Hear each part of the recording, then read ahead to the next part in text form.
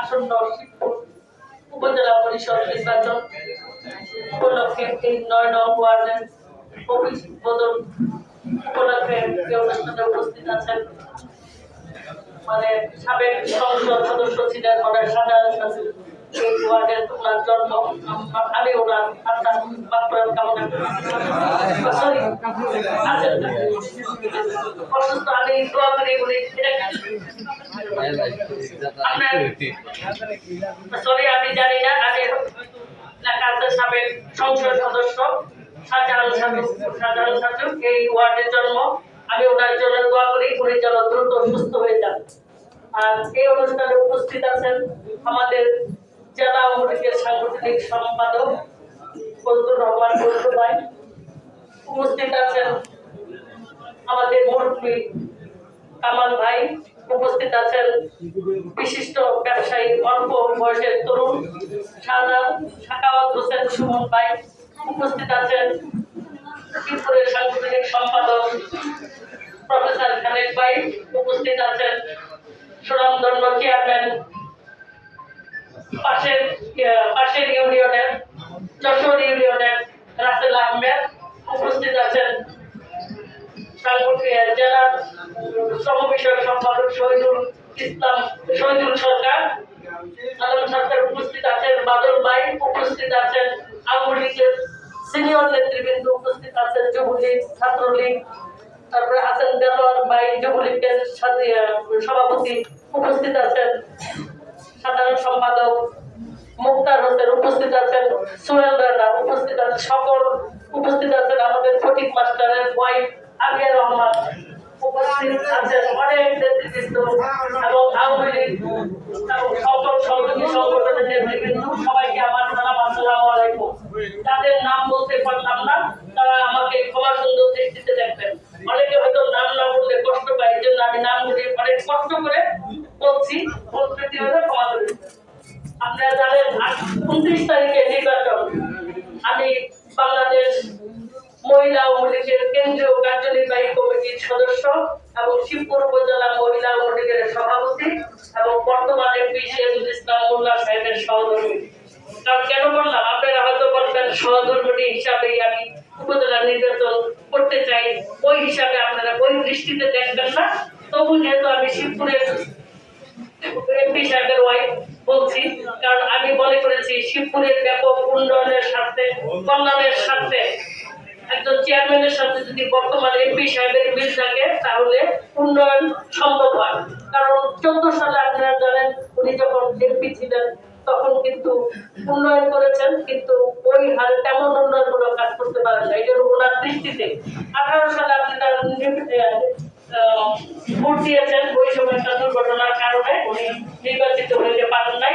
24 সালে আপনারা ভোট দিয়েছেন, উনি এমপি হয়েছেন, সেই জন্য আপনাদের কাছে কৃতজ্ঞ। কারণ আল্লাহ সিরাজুল ইসলাম মোল্লা সাহেব আপনারা জানেন শিবপুরের উন্নয়নের রূপকার বলা যায়। কারণ ওনার ইচ্ছা যে আমি 3 বার স্বতন্ত্র নির্বাচন করেছি, হয়তো সামনে আমাকে আর নৌকা দিবে না, এটা ওনার ভাষ্য আমাকে বলে আর কি। তাহলে আমি ওরকম উন্নয়ন করতে পারবো না।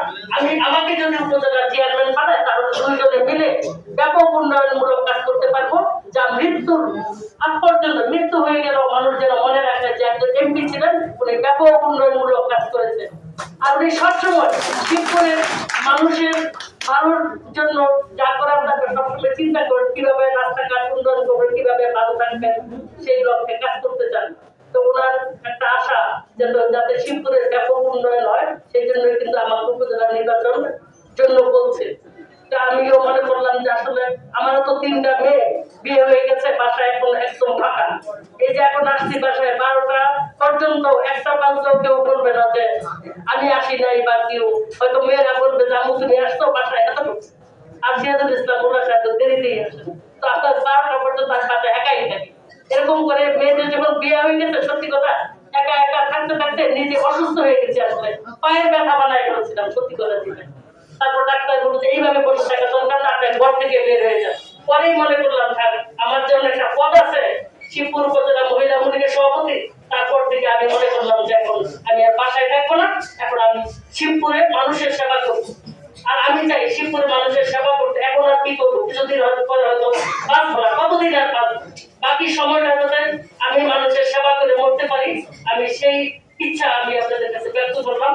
আর আপনারা জানেন শিবপুর উপজেলা যদি চেয়ারম্যান হই, তাহলে চেয়ারম্যানের ভাতাটাও আমার নিতে হবে না, কারণ আমার এটা দরকার নাই। বরং এই ভাতার সাথে আমার পার্সোনাল কিছু টাকা দিয়ে আমি শিবপুরের অসহায় মানুষের জন্য কাজ করবো। কারণ আমার দেওয়া কিছু মানে নেওয়া কিছু নেই, দেওয়ার ছাড়া যতটুকু পারি আমি দিব। আর আপনাদের কাছে আমি একটা বললাম, মানে আমাকে যত প্রশংসা করা হয়েছে কত প্রশংসা কিন্তু আমার করার নেই। আমি একটা সাদা সিধা মানুষ, সত্যি আমি চাই সবসময় মানুষের পাশে থাকতে, মানুষের খেদমত করতে। এটা আমার ছোটবেলার অভ্যাস, আমার ছোটবেলার অভ্যাস মানুষের মাঝে থাকা। আমি আরেকটা পার্সোনাল কথা বলে ফেলি, কারণ আমরা 5 ভাই 1 বোন, 5 ভাই 1 বোনের মধ্যে আমি সুন্দর পরিবেশ পেয়েছি, এটা কিন্তু বলতেছি। 5 ভাই 1 বোনের মধ্যে আমরা খুব মিল। আমার আম্মা বলে কত মানুষ দিচ্ছে এত সুন্দর ঝগড়া করে, এটা সেটা করে, আর তোরা রসুনের মতো সব একসাথে থাকে। তো এইভাবে তো আমার বোনরা যখন আমরা যখন লেখাপড়া করি, অনার্স করি, ওরা হয়তো মেট্রিক করে ইন্টারমিডিয়েট করে, তখন আমরা বলি কে কেমন চায়। বোনেরা বলে আমি চাই যে আমার শ্বশুর শাশুড়ি চাই, আর কেউ না, আরেকজন বলে 2 জন দেবো, একজন দেবো। আমি বলছি না, আমার বড় সংসার আমার বিয়ে হইতে হবে, কারণ আমার ছোট সংসার ভালো লাগে না, নিরিবিলি আমার ভালো লাগে, আমি মানুষের পাশে থাকতে চাই। আল্লাহ সেই ইচ্ছা পূরণ করতে আমাকে অনেক বড় সংসারে বিয়ে দিতে, আমার মানুষের মাঝে আছি। তাই আপনাদের আমি বলবো, আপনারা আমাকে কাপ্রিস এলাকায় ভোট দিয়ে আমাকে জয়যুক্ত করবেন, আমি যাতে মানুষের মাঝে আমি থাকতে পারি এবং মানুষের মাঝে থেকে আমি সেবা করতে পারি। আর আরেকটা কথা হলো যে আপনারা জানেন এই যে শিবপুরে মাদক, আমি চাই মাদক মুক্ত, সন্ত্রাস মুক্ত, আর কিশোর গ্যাং যাতে মুক্ত হয়। আমি এটা কিন্তু এমপি সাহেবের কাছে বলছি যে প্রথম হলো উন্নয়নের আগেও সবচেয়ে বেশি দরকার এইগুলির একটা সমাধান করা। কারণ আমাদের ছেলে মেয়েরা যখন লেখাপড়া করে, একজন হয়তো মাদক নেয়, আরেকজন অন্য বিভিন্ন রাস্তায় এক হয়, তখন কিন্তু আমরা ছেলে মেয়েরা কোথায় যায়, লেখাপড়া ঠিক মতো করতে পারছে কিনা, সন্ধ্যার সময় কোথায় যায়, আমরা কিন্তু চিন্তিত থাকি, অনেক চিন্তিত থাকি। এই প্রথমে এই সমাধান করা দরকার। এই জন্য বলি আপনার যোগ্য লোককে, আমি কারো বদনাম বলতে চাই না, আপনার যোগ্য লোককে ভোট দিবেন। কারণ যার কোনো চাওয়া নাই পাওয়া নাই, আর আল্লাহর রহমতে আমার একটা গাড়ি আছে, বাড়ি আছে, অহংকার করে বলি না, আল্লাহর রহমত সবই দিয়েছে, গাড়ি বাড়ি কয়েকটাই দিয়েছে, গাড়ি বাড়ি ইচ্ছা করতে এটা করতে হয়ে নিতে পারি। কিন্তু আমি চাই, আমি কখনো বড় চিন্তা করি না, আমি চাই নিচে আমার মেয়েদের বলে কোনদিন উপরের দিকে তাকাবো, যেটা আমার আম্মা শিখিয়েছে, উপরের দিকে তাকাইতে কষ্ট, কষ্ট পারে, নিচের দিকে তাকাইতে নিচের দিকে ওটা শান্তি। তো আমি ওইটাতেই বিশ্বাসী। তাই আমি বলবো, আজকে অনেক কথা বলে ফেলছি, কিন্তু আমি বলবো যে আপনারা আমাকে ভোট দিয়ে জয়যুক্ত করবেন, আপনাদের পাশে থেকে যেন আমি সেবা দিতে পারি। আর মহিলাদের নাই, তারপর বলে আপনাদের ওয়াইফ বোন মা যারা আছে তাদেরকে উদ্বুদ্ধ করবেন, তাদের ভোটটাও আমার খুব দরকার। কারণ যেহেতু আমি মহিলা, এবং মহিলাদের ভোটটা চাইবো এবং পুরুষ ভাইদের ভোটটাও চাইবো। আমি চাই মহিলা ভোট, পুরুষ ভোট। এখন তার আওয়ামী লীগের কোনো প্রশ্ন আছে, আমি তো আওয়ামী লীগের একজন নেত্রী, কারণ বঙ্গবন্ধুর নিজ হাতে গড়া মহিলা লীগ এবং ছাত্রলীগ। তো আমি চাই, আমি মহিলা লীগের সদস্য, আমি চাই যে আপনারা আমাকে ওই সদস্য হিসাবে, আওয়ামী লীগ ভাইরা যদি ভোট দেন, মহিলা আওয়ামী লীগে যদি ভোট দেন, আর সবাই যদি আমাকে ভোট দেন, আমার মনে হয় যে আমার ভোটের মধ্যে থাকা যাবে, প্রচুর ভোট পাওয়ারই কথা। আমাকে একটিবার সুযোগ দেন, আমার ভাইয়েদের কাছে বলবো, আমার একটি রিকোয়েস্ট, আমার মায়ের বা আমার বোন বলে যাই, আমার সম্মানের দিকে তাকায় আপনি একটা বার আমাকে একটি ভোট দিয়ে আমাকে জয়যুক্ত করবেন, যাতে আমি আপনাদের পাশে থেকে সেবা করতে পারি, সেবা দিতে পারি। আর আমি যদি চেয়ারম্যান হই, আমি ওনার এমপি সাহেবের সাথে মিলে আপনাদের নিয়ে, যারা চেয়ারম্যান আছেন, সমাজে মুরব্বী আছেন বা এলাকার গণ্যমান্য আছেন, মেম্বার তাদের সবাইকে মিলে একসাথে মিলে আমি উন্নয়নমূলক কাজ করতে চাই।